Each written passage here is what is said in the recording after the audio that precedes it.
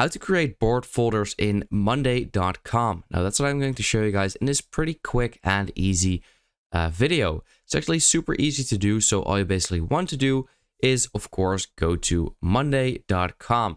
And once you are here in the main home page, you want to go to the work management right over there. Now over here, you can see one board of mine. And yeah, all you basically want to do in order to add a folder or create a folder is simply click on add. And then you can see this list. And at the bottom, you can see new folder.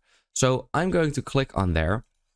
And I have now created a new folder and I can give it a name. So I'm going to call this helpful online folder. Super easy, just like that.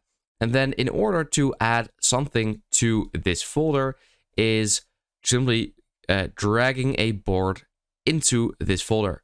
Just like that. It is now in here. And yeah, that's actually super easy to do. So let's say I would create another board just real quick. Then what I can do, as you can see, so now it is not in this folder, but if I just drag it just like that, it is now in this folder.